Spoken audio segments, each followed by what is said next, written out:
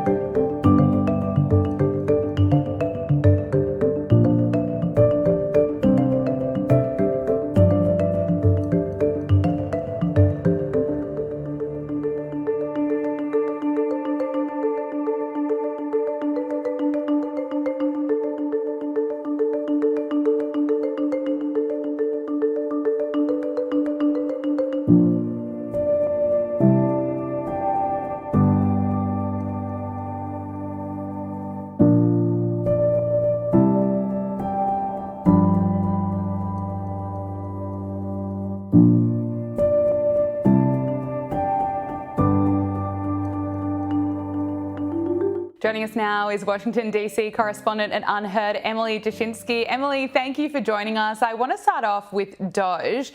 It's been announced that it has recovered nearly $2 billion in funds that were misplaced by the Biden administration. Now, it belonged to the Department of Housing and Urban Development and was discovered a day after DOGE launched a task force at the agency. Now, Elon Musk says that it's astounding how much taxpayer money can be saved with just a small amount of effort. Now, we know that Elon Musk has been posting so much to the point he's now tripping up and making some mistakes, and that is a concern. But $2 billion, he's right that that is absolutely astounding. Yet people in the rest of the country outside of DC take that really seriously. It feels like a more just use of their taxpayer dollars. And that's why poll after poll is putting Donald Trump's approval rating very high. People so far are pretty pleased with what DOGE is doing, with how Donald Trump has allowed DOGE to operate. It's extraordinarily unpopular here in Washington, DC, I'll tell you that much, where everybody's livelihoods are tied to the federal government in one way or another for the most part. But I think that's why in the rest of the country, especially the way the media is reacting to DOGE, people are starting to tune out the media panic. They look at these numbers and they say, listen, this is a drop in the bucket to our national debt. $2 billion honestly is nothing. Even if you add up all of those $2 billion that Elon Musk is almost certainly going to find, sometimes it's going to be more than $2 billion. He's going to go into the Pentagon. We know that in the coming days. So even if you add up all that money, it still doesn't put a dent in the debt and the deficit here in the United States. But, and this is what's so crucial, it does mean a lot to people whose taxpayer money is a real sacrifice to them every year, and they see people abusing it. That actually matters, and the media is forgetting it. Absolutely. And Elon Musk continues to post updates. The most recent update, or one of them, is that millions in the Social Security database, millions of people who are listed there, are apparently between the ages of 100 and 160. He posted a chart that shows that 20 million are listed with the age of 100 or higher. He claims there's even one person in the database with the age of more than 360, and they're marked as alive. You know, this is not just a handful, but millions. It makes you wonder how long this would continue to go on for if DOGE didn't exist.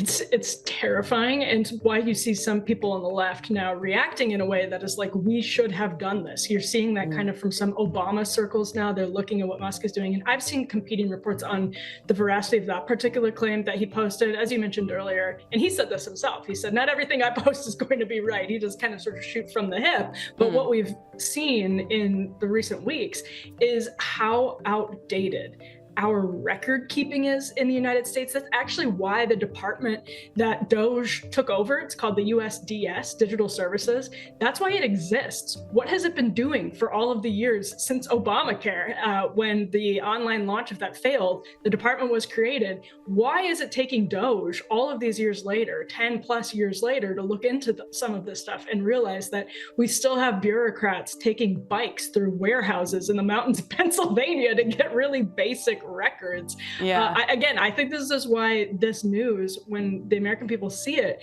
it doesn't bother them that it's disruptive, because they see a system that needs to be disrupted. Absolutely, and he's doing it so quickly. In just 48 hours, DOGE slashed a whopping $370 million in taxpayer dollars being spent on DEI at the Department of Education. You know, why DEI just seems to be such a big theme of where they're seeing so much money being spent or being wasted. But Emily, I also want to ask you about what's going on in the courts. A federal judge appears to be quite skeptical of the state's request to bar Elon Musk and Trump's administration from accessing federal data and firing federal workers. Attorney generals from 14 states argue that Musk and Trump's administration have engaged in illegal executive overreach. But Judge Tanya Chutkan essentially says that she's not convinced that there's any evidence of harm. How do you see this playing out? Yeah, so this is really interesting because these DOGE employees are actually now employees of the federal government. They are not like Elon Musk. They are not special government employees. He has a very specific designation, and he has to be careful not to run afoul of that, because that could be something that does really upset the American people. If it looks like this big tech CEO is coming in and, you know, arranging deals for himself while he's going through all these agencies, that's absolutely a real concern. These DOGE guys, though, they keep getting called like the DOGE kids or the DOGE bros. They're actual employees of the federal government. They have gotten security clearances. And so I think that's where you see Tanya Chutkan coming in and saying, you know, anyone can hire guys like this. It's just people aren't used to them doing it the way that they're doing it. It's not used to them coming without any bureaucratic background, being so young. But that's different from it being illegal, of course. Some of what the Trump administration has done is intentionally designed to push court battles. So like the birthright citizenship change that he made on day one, they want that. The administration wants that to go into the courts and be decided by the courts. They're not naive. They don't, you know, have any ideas that it's not going to get challenged in court. They want it to be decided by the court. They do want executive power to be something that goes into the court. They want the ball to be in the court's court so that the court can say this is an appropriate use of executive power or this has to go back to Congress. A lot of this is intentionally by design, though.